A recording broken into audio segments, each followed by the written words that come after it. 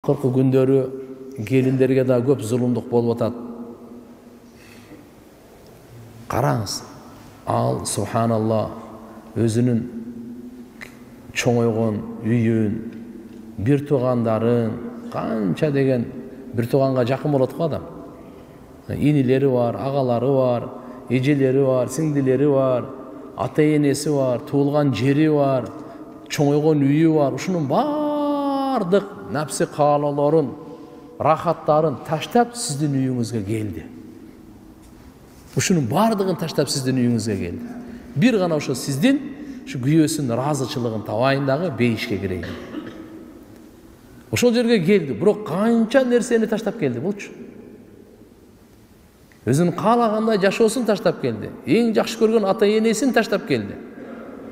Бир туугандарын таштап келди.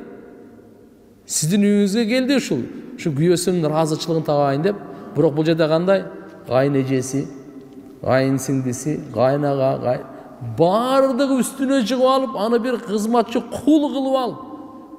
Ошол жерге келип дагы эгерде рахат таппаса, жакшы сөз укпаса, дагы кандай дейсиз? Тамак бышыртып атат, кирди жуудуруп атат, кызмат кылдырып атат, дагы деле ыраазы эмес да. Кудайдан коркойлу бул. Мындай болбойт бул.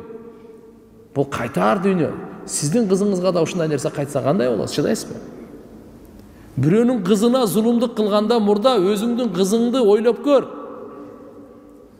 Өзүңдүн кызың ошого бирөөгө бир үйгө барса, ошол жерде 5-6 минип алса, акысы жок эле анын, дажечи. Акысы жок эле. Мен силерге бир окуя айтып берейин. Сахабалардын доорунда бир сахабанын аялы үйүнүн катыраак сүйлөп коюптур да, эркекечи, күйөөсүнө. Анан кийин эмне кылсам деп, анан кой. Хазирет Умар разияллаху анху, момундардын амири, барайынчы үйүнө деп, үйүнө барып, ошо маселенин жолун сурайын деп барса, ал убактарда кичинекей мындай болот да, королор такылдатайын десе, Хазирет Умар разияллаху анхунун үйүнөн дагы ушундай аялынын үнү бийик чыгып атыптыр да. Хазирет Умарга кыйкырып атыптыр да. Мен маселеми буякта чечейин деп келсем, бул жерде ушундай маселе го депчи. Анан кетейин деп, анан жок токтотур. Сер онда бир такылдап сурап коеюн деп, анан такылдап чыккандан кийин сураган экен. Мен үйүмдөн аялым ушундай үнүн чыгарып, бийик көтөрүп, мага ушундай сурагандан, эмне кылсам, кантип чечсем деп сизге келсем, сиздин үйүңүздө деле проблема ошо турбайбы депчи. Хазирет Умар разияллаху анху буга айткан экен, токто. Аллаху акбар.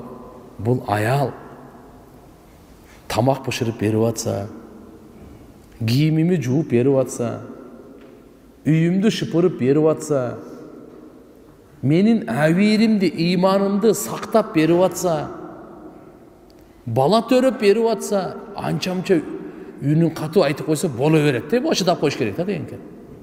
Эчтеке эмес депчи. Болбосо кара канча нерсе кылып берип атат сага. Кийимиңи жууп берип атат полный. Тамаң полный бышырып берип атат, ушундай эмеспи? Үйүңдү шыпырып тазалап берип атат. Эң маанилүүсү ушу сен арам нерсеге кирип кетпегенге ыйманыңды сактап, мына сага абийириңди сактап, сага сен менен чогуу болуп атат. Анча-мынча сөз болуп калса, эмне көз жумуп койду.